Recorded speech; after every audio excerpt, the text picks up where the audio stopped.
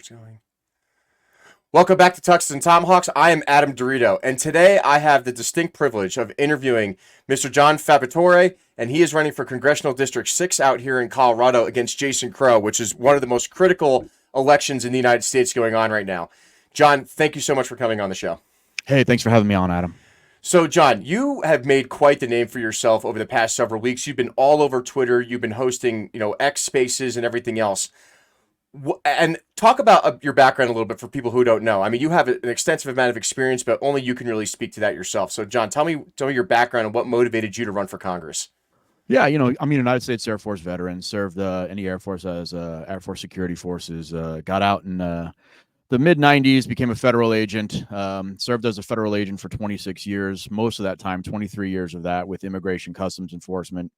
Was a supervisor for fugitive operations teams, was deputy chief of staff down at the border at Joint Task Force West, assistant field office director over intelligence, and then deputy field office director and retired as the senior executive service field office director for all of Denver and Colorado, for all of Colorado and Wyoming in 2022. And now I'm running for Congress in CD6.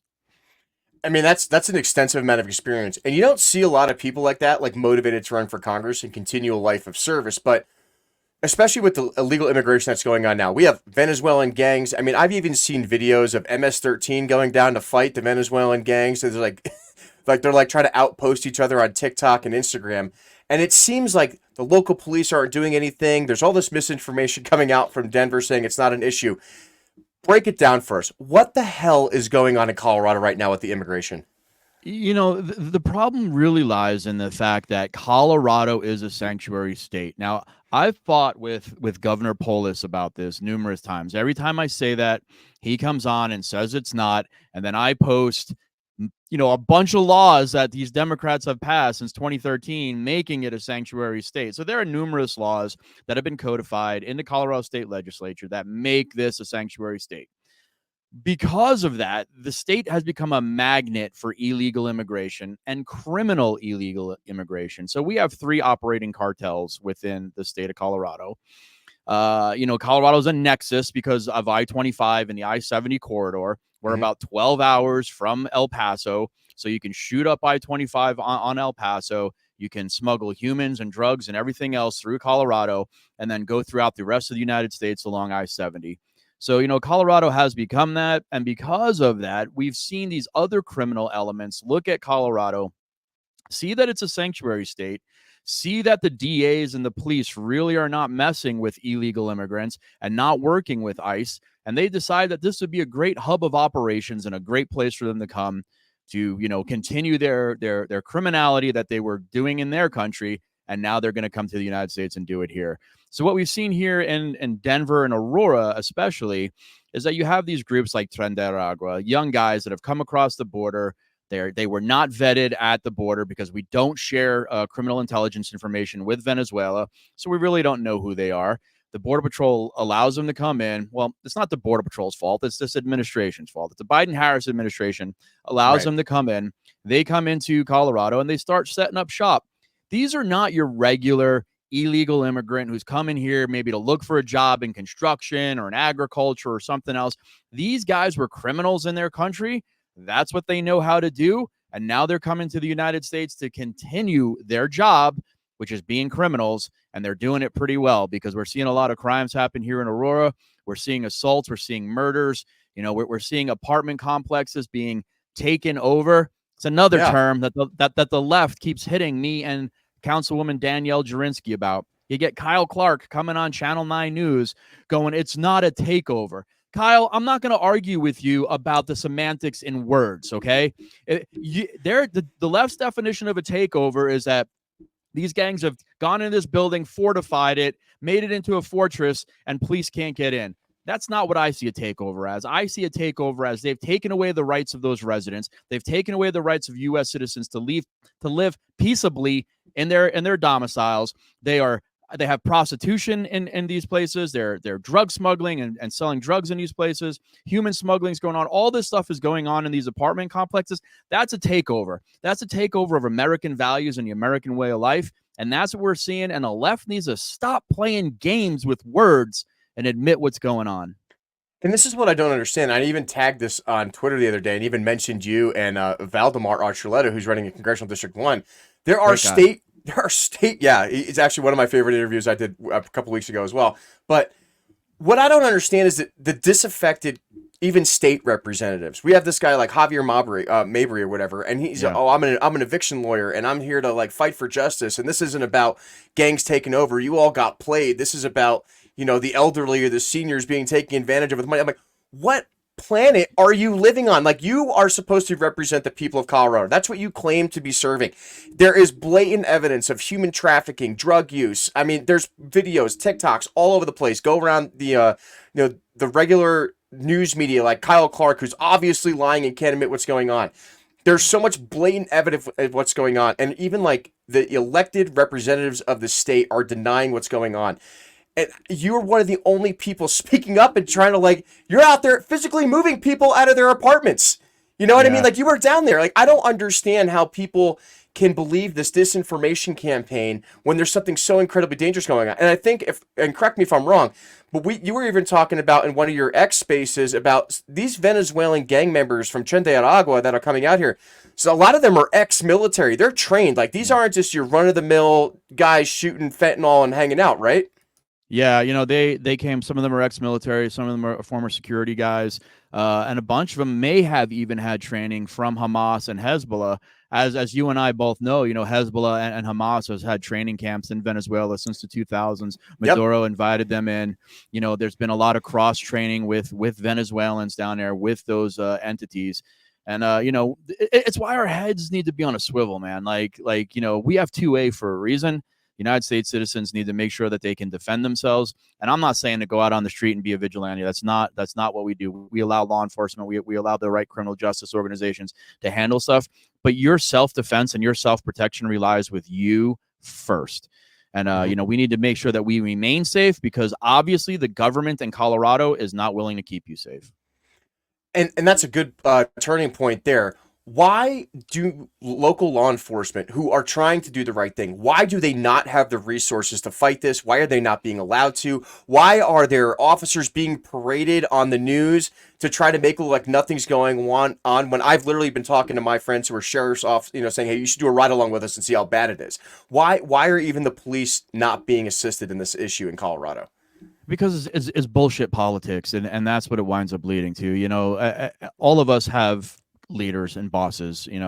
Thankfully I don't anymore because I'm retired, but those people are still on the job. You've got a boss. You are accountable to somebody, right? And for me, the Aurora PD is a great organization. They've got great men and women working on the bottom level. Their regular officers, their detectives are great guys and girls, and they really want to make sure the job gets done. Where we see the disconnect is in the top echelon. So Aurora had hired Art Acevedo as their chief. He's probably one of the worst police chiefs in the United States. He's burned down more police departments than you can count. He left in January, and he left Chief Heather Morris holding the bag. I don't feel bad for her because of what she's come out and said now, but in a way, she was left a huge pile of steaming horse manure to handle when he just bailed in January. But she has continued to try to hide the fact of what's going on. So now we have a new police chief coming in. So this will be, I think, the 6th police chief that Aurora PD has had in the last 5 years. That's incredible. So, we have a new police chief coming in, and hopefully, he'll be able to straighten some stuff up. He's going to take a deep dive and really look at what's going on. But, all I'm asking for, Adam, all I want is for them to admit that we have this issue. Okay, Aurora. It doesn't make any sense that they're not. Yeah. It doesn't make any sense of why they won't admit it. I don't get it. Burning down. I mean, I'm not saying that Aurora. I love Aurora. I mean, I'm running for Congress in Aurora. It's one of the biggest cities in the district that I'm running in. Mm-hmm. I've raised kids here. I've owned a home in Aurora since 1998.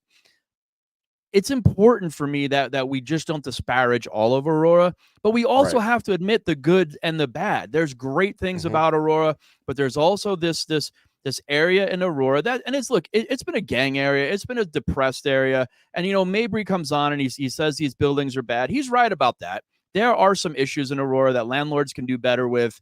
and things can be done better. But don't hide the fact that there's actually crime and gangs and all these other things come on. Why don't you get together and let's work on both the issues? Let's work on making better housing and work on getting rid of the criminals. Why can't we have both? Why can't there be two truths in all of this? 100%. Yes, we have some issues going on with bad landlords, and we have criminal foreign-born young men that are coming into this country to do things to us. Both those things can be true, and we can work on both things at the same time. And this is what I admire most about you, John, is that I have talked to so many politicians in this local election cycle for the last 6 to 8 months, and it is so hard to find people that just are intelligent, smart, and they're just trying to have a common sense conversation. And whether you sit on the right side of the aisle or the left side of the aisle, whoever is going to vote for you and wants you to be elected into office, you're one of the few people that consistently talks about reaching across the aisle, working with your counterparts who may not agree with you on everything. Just like you said, Mabry, right? It's even like Stephanie Vigil and all these other so-called crazy Democrats. It's like, hey, I don't care where you are, where you come from. The point is we were elected by the people and we need to work together to help the people that we represent. And there's so much divisive, insane politics, whether it's within the Colorado GOP itself, which you and I have seen. It's like, my favorite analogy now is like watching raccoons fighting a dumpster over a melted ice cream cone behind a Dairy Queen, right? It's like, hey guys, there's trash outside the dumpster we got to go take care of. But no, they're so focused on fighting is that we can't find common ground, and we're wasting so much time, which it breaks my heart watching. Like, you are fighting in one of the most critical congressional district areas, and you have gotten little to no help from our own party, and we both claim to be conservatives, right? And it drives me nuts because it's like, look, I know who Jason Crow is. I've met him. I hung out with him in D.C. Mr. Bronze Star Winter Ranger, jumps to Normandy every year. He's a nice guy on the outside, but then I see the policies that he supports in the state of Colorado, and it's like two different people. You're a straight shooter, John. You are exactly who you are behind the curtain, and you're exactly who you are on the mic, and I really appreciate that. And we need more congressional representatives that are like that. So let's talk about that while we still have time. Yeah. Is you're running against Jason Crow. Jason Crow is, claims to be, a veteran, a war hero, an Army Ranger, and he's done all these great things, and he's been in Congress for forever, basically, in my terms, and you're running against him. What are the policies that Jason's been supporting in District 6 that you think that you can do better, and what are your policies moving forward if you're elected as a member of Congress? I really think everyone should really look for themselves. Go on and look at Jason's voting record. A lot of times Jason will go on CNN and MSNBC, and they identify him as the moderate Democrat Jason Crow. They actually say that. They add moderate to his name wherever he goes to speak. He's far from moderate. In fact, he's so far left. When you look at his voting record, he votes further left than AOC and Cori Bush. That's impressive. It's incredible. That's impressive.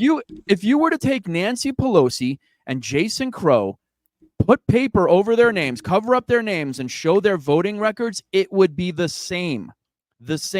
So it's gaslighting when these organizations say the moderate Jason Crow. They do that for a reason, because they know most people won't look at the voting record. Correct. They know that they won't look to see that Jason voted against the SAVE Act. They know that they won't look to see that Jason voted against the Lake and Riley Act. They know that they won't go on and look that Jason voted against a bill that would have required that we deport illegal aliens that are convicted of DUIs.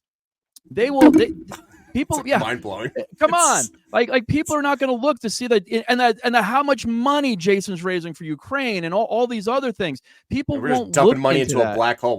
We're just dumping billions of taxpayer dollars into a black hole, and no one's having the honest conversations like you are, John. And it's kind of the same thing with what we talked about. It's like, voters need to be educated. They need to be better voters. If anyone took you side by side with anyone, they could say, this is the most reasonable, educated person who's extremely experienced in all these things.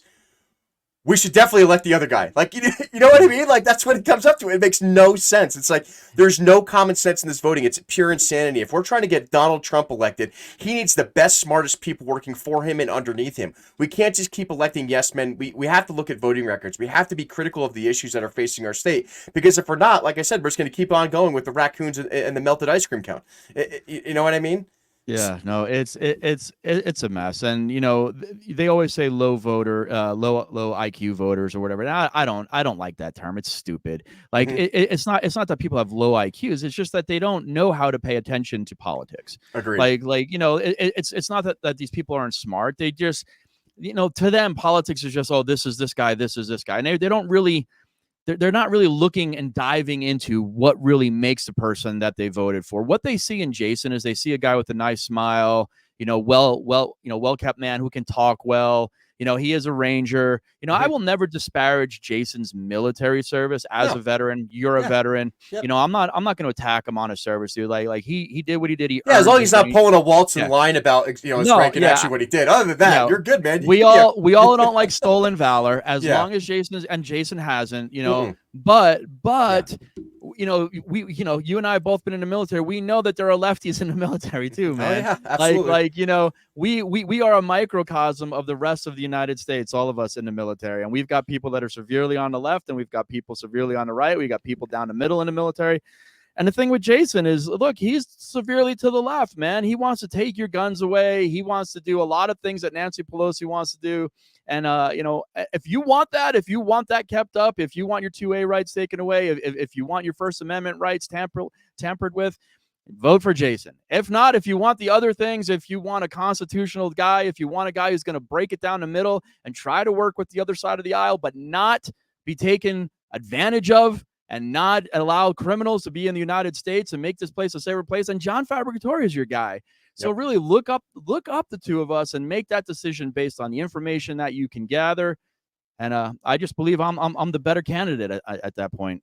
I 100% agree. And like I said, I know that because I have personally met Jason. I've met him on Capitol Hill. I've talked to him. I've seen what he does. I physically have met you. I've talked to you about your policies. And if I'm putting, brass tacks to brass tacks, I'm going to pick you every single time because you're representing our values better and everything else. And, I think the only thing I've seen Jason say about this whole immigrant issue is that people are being racist. It's like, we're all being racist against the guys who are running criminal gangs here in Colorado. Yeah, and here's the thing. They love to throw that out because that's their stopgap point. So Right. when they can't debate the real issues, they just say that you're a racist. But immigration has no race. If these were a bunch of wild Canadians running around shooting people and doing it, I'd be advocating for us to arrest the Canadians. Right. Just like South Park, right? Blame Canada. Yeah, build the wall. We should still go Great after Northern Canada. Wall. We have better maple syrup and bacon. So the heck with those Canadians. That's right. You and your geese, get them out of the parks in Denver. You're fucking everything up. They're attack geese that they send in. They also got really mad when they started shooting the geese and we were feeding them to the homeless people and they got really mad about that. Yeah, that was great. Yeah, we're feeding homeless people. So look, it has nothing to do with race. Immigration is not a race issue. It's a legality issue. It's, are you in the United States legally or are you in the United States illegally? Right. If you're here legally, man, I'm all for you. If you're here legally, you're trying to get your citizenship, you're working your ass off, you're doing everything that you can do to assimilate and become a United States citizen, more props to you. I will stand up there at your naturalization service ceremony. Yep. I will raise my right hand with you and I will clap for you when you get your citizenship. If you're not, you're coming to the United States just to rape and plunder from this country, I don't want you here, and I'm going to do everything in my power to make sure that you get removed and deported. And I agree. I think Donald Trump is really pushing that issue right now too, and especially in states like Texas, Arizona, New Mexico, Colorado, it is super critical that we secure our border and identify who wants to be an American, who wants to assimilate into our culture, welcome them with open arms if they're doing it the legal process way. But we have to protect internally what's going on. And even on the military side, we know that there's people that are coming here that are not even from South America. There are known terrorists getting through the border. There's a major issue, and especially with election securities and them flying them into cities where IDs are subject to, hey, apparently, Joe Biden's going to stop, hey, illegal immigrants can vote now, right? We can have more representatives. We can have more, mail-in ballots pushed out. And it's a super high risk security risk of what's going to go on in the 2024 election year. So you've talked about immigration. You talked about your counterpart with Jason Crow and what you're trying to bring to the table. What are some other new ideas that you are trying to bring into Congress to make sure that District 6 is better represented by the policies and the experience that you bring there to the people of Colorado? Obviously the economy is one of the biggest things. And, when I go out and I'm talking to people, everyone is, is focused on the economy, being able to afford the food that they want to eat, being able to go into a grocery store and, not have a grocery bill that's $500 for just a, bunch of basic items, Insane. so we really need to look at, the focus of our economy, the level of manufacturing that we have here in the US and what we're doing with that, bring jobs back to the US. I always, when I'm talking to people, I always bring up the fact that during COVID, we had to go outside of this country to get some basic things that we needed. A lot of Mhm. medical supplies we did not have. We don't manufacture them here in the US. And we had to turn to China and Yeah. ask them to get certain stuff. So, I'm really big on emergency management. It's part of what I did as a leader in DHS. And in emergency management, there's a thing called redundancy. You always have to have redundancy for the things that are important in your emergency management. We don't have that right now in the US. So we need to make sure that we have people that are able to manufacture everything. Now, I'm not saying that we have mask manufacturers, and I was against the mask for COVID, but masks are useful in medical and other medical situations. And I'm not saying that we have a mask manufacturer that produces 10 billion masks, but say that they produce 1 million masks a year, and we have a national emergency. We can then up the aperture of them to help them produce 1 billion masks a year, as long as they're producing 1 million masks a year in the US. And I think we need to do that with everything. I don't think that there's anything that we should need as a country that we have to go to another country for. We should build incentives to build smaller businesses and other businesses that can keep that supply chain in the US in case something bad happens. And again, it doesn't have to be a huge supply chain, but it needs to be big enough that if an emergency happens, we can broaden that. And by doing that and giving incentives to those businesses, yeah, we can allow small growth businesses to occur. We can do some veteran owned businesses. We can do a lot of things to ensure that we can continue to build manufacturing in the US and give people good paying jobs. No, I completely agree with you. And Colorado, especially in District 6, is such a viable area to do that, especially with the aerospace Yes. industries, the space industries, the oil and gas refining areas, We border need to areas. we need to bring up that oil. We need to look at our energy policies. I am pro nuclear energy. Mhm. We are way more advanced than the 1970s. So we need to start looking at nuclear energy. The only thing I don't like, I hate the wind turbines, man. I hate the wind energy, and the reason that I do is They're a as huge a waste. and it just, man, I'm a huge hunter, man. I spend a lot of my Yep. time up in the mountains, tracking and Hmm. hunting and doing a lot. I hate seeing them. I hate seeing them on the skyline, man. It just infuriates me. These thousands and thousands of almost useless windmills, and they're hardly ever turning anytime Well, that I'm yeah, out yeah. there. The problem is that there's so many high winds out in Colorado. They can only turn up to 25 miles an hour. Then they go into auto brake. So the reason why, because the winds in Colorado are significantly higher than that most of the time, Yeah, they're useless. Otherwise, they'll spin themselves and light themselves on fire and burn down the other half of the national forest. Right. So, yeah. these are just bad policies, that were brought Right, into right, Colorado. exactly. They're not helping anybody.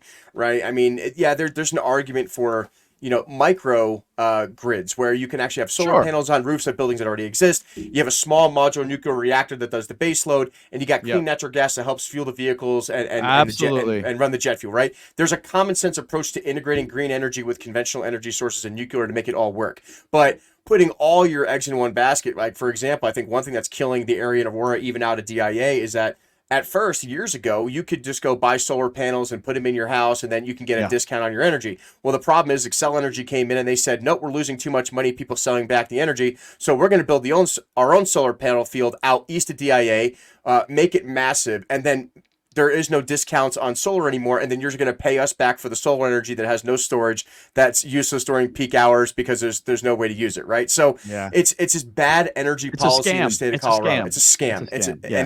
It's the massive housing costs, the energy costs that are going on in the state of Colorado right now. You're one of the only representatives speaking about, oh, I'm just not going to lower taxes or this. You're talking about common sense reform and common sense policies that every Coloradan can understand. If Right. there's if there's like I know you only got a few minutes left here, but if there's like one or two things that you could bring back here from your perspective as a congressional member to District 6 that no one else is talking about now, what are some, like, what are one or two of those ideas that you would bring in if you are elected into congressional District 6? Well, I mean, I think we're doing a really good job with the space industry here in Colorado, and I would continue to try to advocate for that. I mean, I think we have the structure here. I think we have the space, and I think we have the ability and the type of people here in Colorado that we can continue to build on.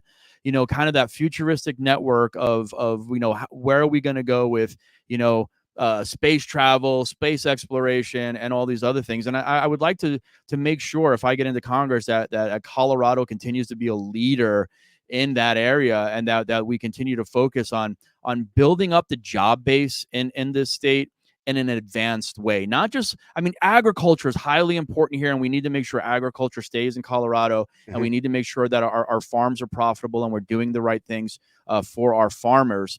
But on top of that, and keeping our farm structure strong and viable, we also need to look toward the future and what those jobs are going to be for our kids 50 years down the line. We need to start bringing those jobs into Colorado so that we are advanced enough to move forward over a 25, 50, 100-year period, that we will continue to see growth here. We can't look at bottom rung jobs. We have to start bringing things into Colorado that are going to advance through the generations.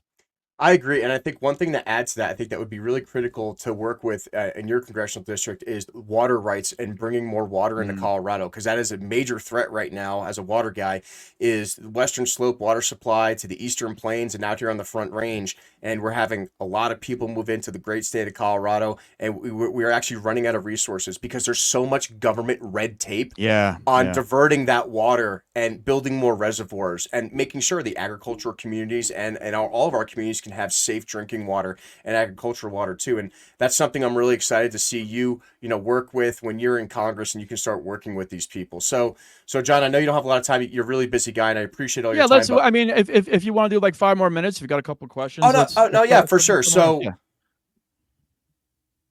you're an Air Force veteran. You have worked in ICE. You have done these things for 20 years. You don't have to do this job. You don't have to run for Congress. You could retire. You could go hang out with your kids. You can go hang out with your family. And I see so many narcissistic, self-interested people want to run for political office, and it drives me nuts. They're not doing it for the people. They just do it because they think it's fun. They think it's a social club. They think they can make money off of it. And you're a very successful guy, and you've had an amazing career. What convinced you at the deepest core of your values to actually run for Congress, to be an ethical congressman? Yeah, number one, I signed an oath that I would term limit myself after 6 years if I did win this election. That's admirable. So I believe in term limits. I think those who have been in Congress for longer than 6 years really start to get bought out, and then they even earlier than that if you have no values. And I'm going in there as a guy that is used to fighting and getting what I need in a struggle. So I retired in 2022, and I really did think I was just going to hunt and fish and kind of enjoy the rest of my life and not think about law enforcement and definitely not think about politics.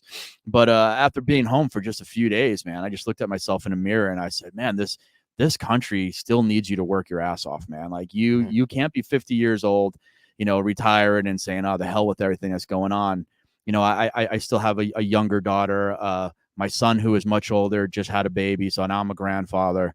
It's now I have to look toward my future and my grandchildren's future. So, I said, I don't agree with what's going on in Congress. I think most of the Congress people that are up there, just like you said, are just bought out. They're not doing the right thing by us. There needs to be somebody that can go up to Congress right now, start stacking bodies, I probably use a different term, but I want to open I'll stack up the bodies books. with you in Congress. Yeah, it's fine. I want to open up the books. I want to show people exactly what's going on, where their money is being spent. I want to show them, like, this is where your taxpayer dollars are going. This is where it's being wasted. This is the fraud in the government. This is what's going on.